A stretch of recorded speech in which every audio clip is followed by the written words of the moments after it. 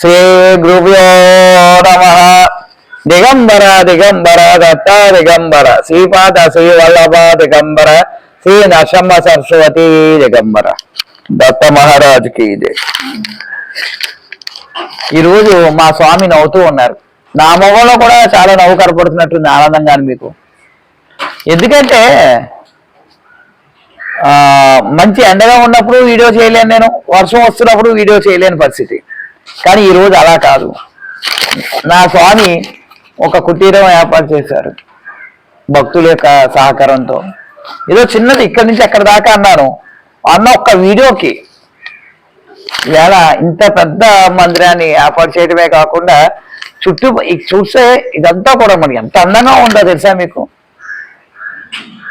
స్వామి నేను పిఠాపురంలో కూర్చున్నానా లేదా ఒల్లూరులో కూర్చున్నానా అనే ఒక ఆలోచన కలిగేలా చేశారు. తర్వాత స్వామికి చిన్నమ్మలే అద్రిమంది. చూడండి ఎంత హ్యాపీగా ఉన్నారు స్వామి నవ్వుతూను. చూసారా? ఇక్కడ ఎప్పుడు చూడండి ఆయన ఒక 5-6 సంవత్సరాల చిన్న పిల్లవాళ్ళ కనపడుతూ ఉంటాడు. ఆయన ముసుగు నవ్వుతూ.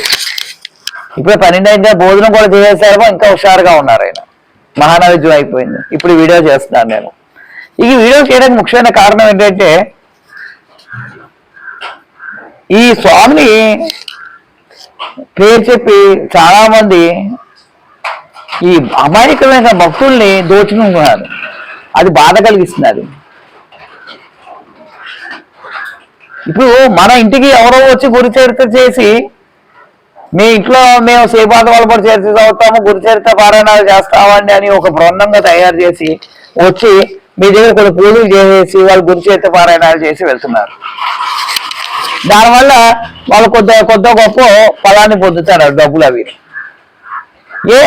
మన గురు చరిత్ర చదవడం రాదా మీకు? మీ ఇంటి పక్కల చుట్టుపక్కల నలుగురు కూర్చోబెట్టి గురు చరిత్ర చదువుకుంటే మంచిదే. ఇలా మీకు మీరుగా గురు చరిత్ర చదవండి. 4 రూపాయలు ఎందుకు పాడు చేయటము? అసలే మీ ఆర్థిక పరిస్థితి బాగోలేని వాళ్ళు ఎందుకు ఈ పరిస్థితి చేయాలి?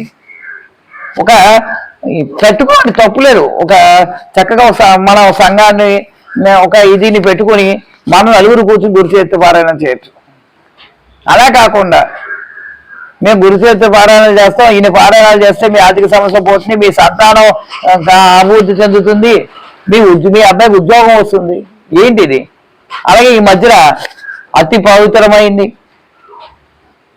నువ్వు చంటి పిల్లవాడు సైతం చదవగలిగేది మా అబ్బాయి చదువుతూ ఉంటాడు రోజును. అదే మనందరికీ మంగళకారకమైంది. ఏదైతే మనం చదువుతామో మనసు ప్రశాంతం కలిగించేది. మనం చదువుతున్నప్పుడు బుద్ధిమంతుల్లో కూర్చుంటాడు శ్రీవాళ్ళు కూడా అనిపిస్తున్నాయి. అది సిద్ధమంగళ సూత్రం ఎంత మహామహితమైంది, చాలా మహిమయుతమైంది. శ్రీ మదన విభూషిత అంటూ మొదలు పెడుతూ ఆ సిద్ధమంగళ సూత్రం చదువుతుంటాను సేపు కూడా నాకు ఇంకా పూర్తిగా నోరు తిరగదండి. మా పిల్లలందరికీ తెలియస్తుంది నాకు నచ్చి కావటం వల్ల. అటువంటి సిద్ధమంగళ సూత్రం కూడా చాలా మంది కొంతమంది వ్యక్తులు మీ ఇళ్లలో చదువుతాము, ఇన్నిసార్లు పారాయణం చేస్తాం, మీకు మంచి జరుగుతుంది అని చెప్పేసి ప్రచారం చేసి ఇంట్లో అడుగు పెడితే చాలు మినిమం 5,000 రూపాయలు. స్వామి యొక్క అనుగ్రహము, స్వామి యొక్క దయ 5,000 రూపాయలు 10,000 రూపాయలతో స్వామి అనుగ్రహం పొందగలరండి మీరు? ఇదేనా స్వామి ప్రచారం చేయడం అంటే? ఎందుకు అమ్మాయి యొక్క భక్తుల్ని ఇబ్బంది పెడుతున్నారు నాకు అర్థం కావట్లేదు. స్వామి పేరు చెప్పి ఒక ఆవిడ బోరుమని ఏడ్చి నాకు ఒక ఒంటరిగా ఇంట్లో ఉంటుంది పాపం. ఆవిడ కొత్తగా ఇల్లు కట్టుకుందట. ఆవిడ ఆర్థిక పరిస్థితులు బాగోలేదు.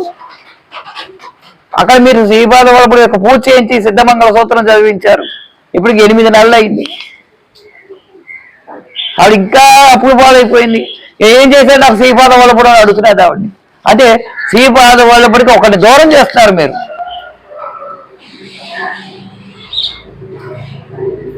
ఒక శ్రీపాద వల్లభుడిని దూరం చేస్తున్నారు. ఎందుకని? వాళ్ళు ఎవరిని కూడా శ్రీపాద వల్లభుడు వదలడం.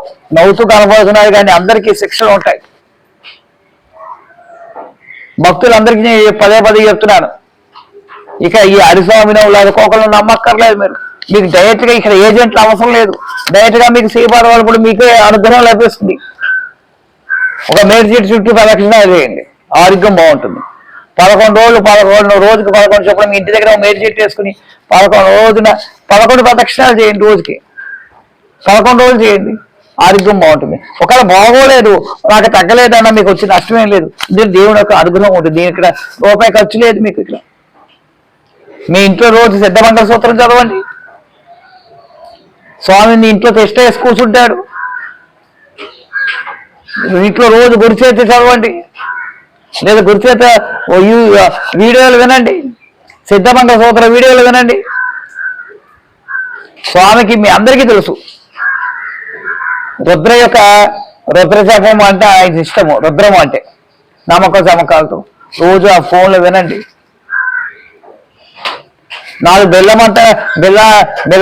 బెల్లవ తీసుకొచ్చి మారేడు ఆకులు తీసుకొచ్చి స్వామివారి ఒళ్ళో వేయండి, ఆయన పరమానందం చెందుతాడు.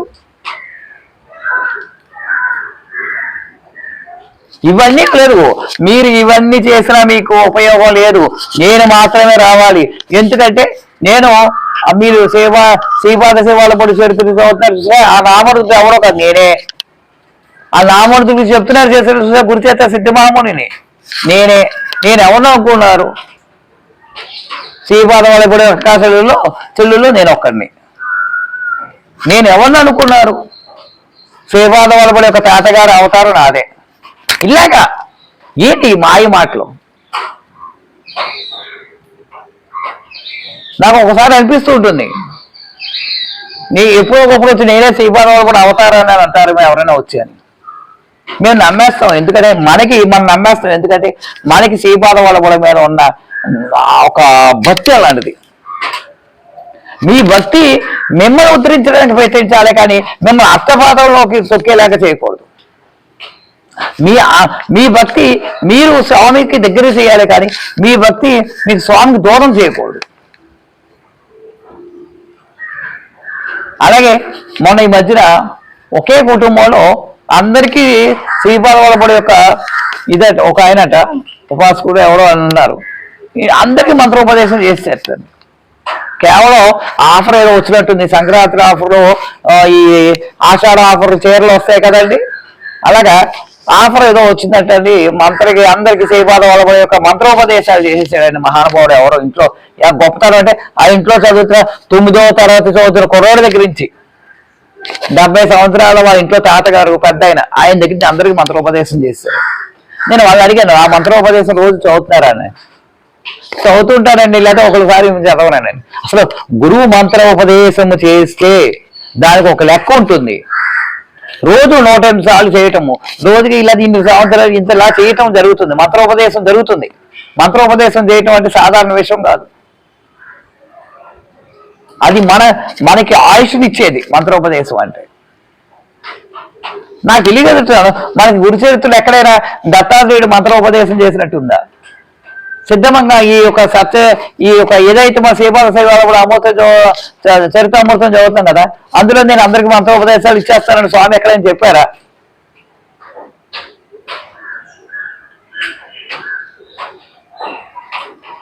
మనకి ఒక్కటే, నేను చెప్తున్నాను, ఘంటాపదంగా చెప్తున్నాను, మీ జీవితాలు ఇబ్బందిలో ఉందా? మీ కుటుంబం అనుకాని అసలు ఎట్టుకాని పరిస్థితుల్లో అర్ధకంగా నడి రోడ్డు మీద ఉన్నట్టు అనిపిస్తున్నారా? నడి సముద్రంలో ఉన్నట్టు అనిపిస్తున్నారా? మీ కుటుంబాలు మీకు కలిసి రావట్లేదు అనుకుంటున్నారా? ఏ స్వామి దగ్గరికి వెళ్ళక్కర్లేదు. మీరు మీ ఇంట్లో కూర్చొని భాస్కర్ బయట వేసి కూర్చోండి. మీరు స్నానం చేసిన అసేపడం మీరు చేయగలిగితే చేయండి, చేసి ఓపిక లేకపోతే మానేయండి.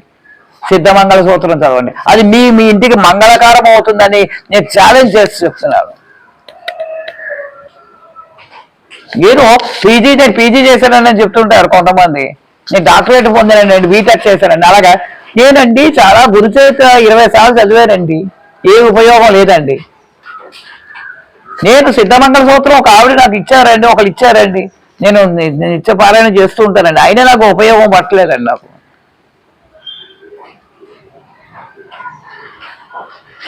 దయవుంచి మీరు అదేదో ఒక ఇదిగా చేయకండి, భక్తితో చేయండి.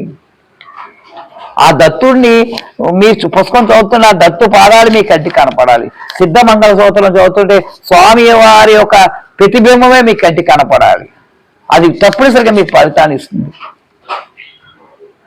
నేను నెక్స్ట్ వీడియోలో కూడా ఇంకా కొన్ని మాటలు మాట్లాడుకున్నాను. లాంగ్ అయిపోతుంటే లెంత్ ఎక్కువ పెరిగితే కూడా ఇబ్బంది అవుతుంది. అవి కూడా నేను ఏం చదువుతాను ఏం చెప్తాను కూడా ముందుగానే చెప్తాను. చాలా మంది థర్డ్ ఐ ఓపెన్ చేస్తానని కొంతమంది చెప్తున్నారు. శాస్త్ర చక్రాలు సరిగ్గా పనిచేయట్లేదట, ఏవో క్రీములు ఇస్తారు నా చక్రాలు పనిచేయడానికి. వీటిలన్నింటిలో గురించి కూడా నెక్స్ట్ వీడియోలోనే చేయడం చెప్తాను గ్యారెంటీగాను. దైవం నుంచి ఎవరు కూడా ఈ హరిస్వాములు లేదా అంటే నేను ముందు నా నుంచే ప్రారంభిస్తా. నేను ఒకవేళ మీకు ఏమైనా రెమెడీ చెప్పేసి మీ నుంచి ఒక 15,000 20,000 ఒకవేళ నేను లాగేసి ఇస్తానంటే మొత్తం నన్ను నమ్మకండి. నేను ఇతర వాళ్ళ విషయాలు నేను చెప్పను, ఎందుకంటే వాళ్ళు ఎవరిష్టం వాళ్ళది. ఒకవేళ నా బుద్ధి ఒక్కరి బుద్ధి అయ్యి మీకు శ్రీపాద వాళ్ళు కూడా మీ ఇంట్లో కూర్చుంటారు, మీ ఇంట్లో ఒక గది ఖాళీ చేయండి, మీకు 5 రోజులు శ్రీపాద వాళ్ళు కూడా ఉంటే 5,000, 10 రోజులు కూర్చుంటే 10,000 కూర్చునేలా చేస్తాను ఒక నేనేమైనా అంటే నా మాటలు నమ్మకండి. ఎందుకంటే నేను పెద్దకొకలో మీ ఇంటికి శ్రీపాద వాళ్ళు కూడా తీసుకురాలేను నేను. మీరు మాత్రమే శ్రీపాద వాళ్ళ కూడా మీరు మీ ఇంటి దగ్గర తెచ్చుకోగలరు. ఆయన అనుగ్రహం పొందాలంటే మీకు మీరుగానే ఉండాలి. నేను కొన్ని సూచనలు చేస్తాను అంతే. ఇప్పుడు నాకు చాలా మంది మాట్లాడారు, ఈ వీడియో చూసే వాళ్ళు కూడా నాతో మాట్లాడే వాళ్ళు కూడా చాలా మంది ఉండే ఉంటారు. మీరు అలా చేయండి ఇలా చేయండి అని అన్నాను. నేను మీరు ఫోన్ చేసినప్పుడు చెప్తా, స్వామి వింటున్నారమ్మా, మీ నీటు ఆయన తీసుకుంటారు, మీరు కంగారు పడకని అన్న మాటలే చెప్తాను నేను. దాని మించి నేనేం చెప్పేది లేదు. మీ పని అవుతుంది, మీరు ధైర్యంగా ఉండండి అని చెప్తాను అంతే. కాబట్టి శ్రీపాద శివాల పడు కొంచెం వాళ్ళ పడి యొక్క భక్తులు సహనంతో ఉండండి, స్వామి వారి యొక్క అనుగ్రహాన్ని పొందండి. జయ గురుదేవదత్త.